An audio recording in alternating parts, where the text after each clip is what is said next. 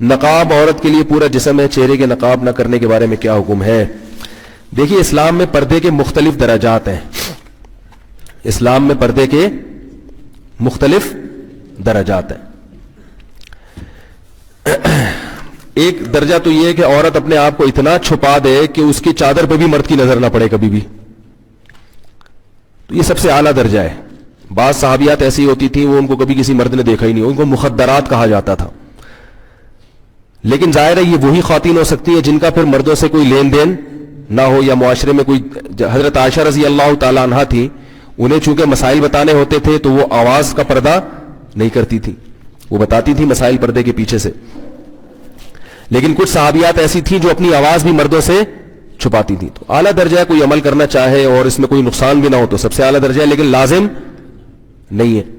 دوسرا درجہ یہ ہے کہ عورت اپنا چہرہ کھولے اور اپنے ہاتھ اور اپنے پاؤں کھول لے, باقی پورا جسم غیر محرم مرد سے. یہ سب غیر محرمی کی باتیں ہو رہی ہیں, محرم مراد نہیں ہے, محرم سے پردہ نہیں ہوتا. تو غیر محرم مرد سے چہرہ, ہاتھ اور پاؤں کے علاوہ پورا جسم کیا کر لے, چھپا دے. یہ والا پردہ چاروں ائمہ کے نزدیک, بولو بھائی, فرض ہے. یعنی کم از کم اتنا درجہ, اس میں کسی کا کوئی اختلاف, بولو بھائی, نہیں, کوئی اختلاف نہیں ہے. اسی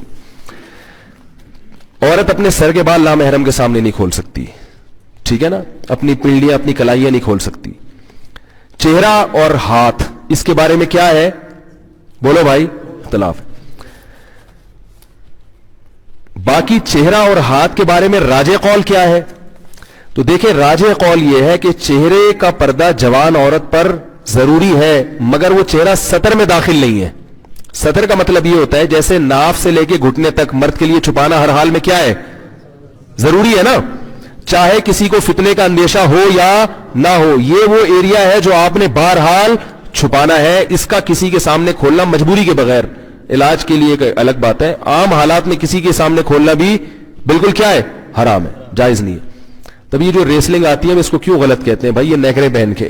ایک لڑکے ہمارے شاگرد فٹ بال کھیلتے تھے, کہتے یار اس میں کیا ہے, میں نے کہا فٹ بال کھیلو لیکن کپڑے کیا ہونے چاہیے, گھٹنے آپ کے ڈھکے ہوئے ہونے چاہیے.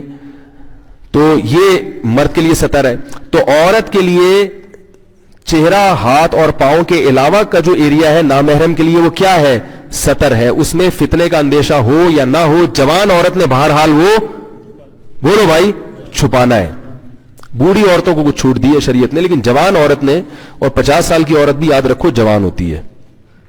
بعض لوگ جوان کا مطلب کہتے ہیں کہ 19 سال کی ہو, جب تک بالکل اس کو اتنی چہرے پہ جھریاں نہ آ جائے کہ استری کرنے کی باقاعدہ ضرورت پڑ جائے, اتنی جب تک جھریاں نہیں آتی وہ کیا سمجھی جاتی ہے شریعت کی نظر میں, جوانی. اتنی زیادہ اس میں اٹریکشن ختم ہو جائے کہ کسی کو پیسے بھی دو نا تو وہ شادی کرنے کے لیے تیار نہ ہو. جیسے ایک چٹکلا ہے, ٹائم ہے سنا دوں. وہ ایک آدمی کی شادی ہوئی, اس نے بغیر دیکھے شادی کی, اس کو بتایا گیا بھائی بڑی حسین دلہن ہوگی.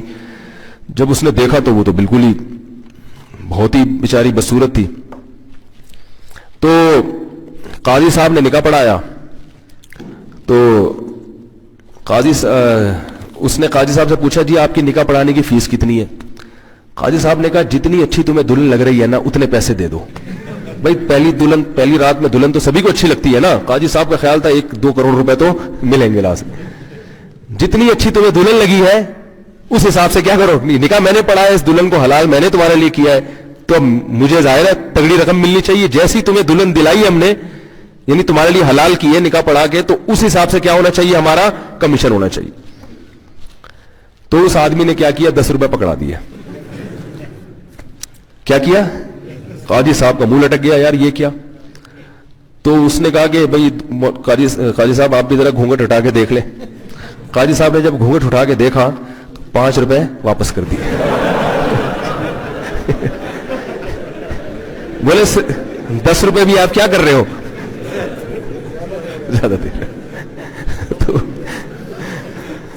تو اگر کوئی ایسا حساب کتاب ہے, اتنی بیچاری بوڑھی ہو گئی ہے, تو پھر تو پردوں کے معاملے میں شریعت نے اس کو آسانی دی ہے. لیکن جب تک جوان عورت ہے تو یہ چہرہ, ہاتھ اور پاؤں کے علاوہ باقی جو پورا جسم ہے وہ نامحرم کے سامنے کیا ہے, سطر ہے. اس میں یہ نہیں ہے کہ فتنے کا اندیشہ ہے یا نہیں.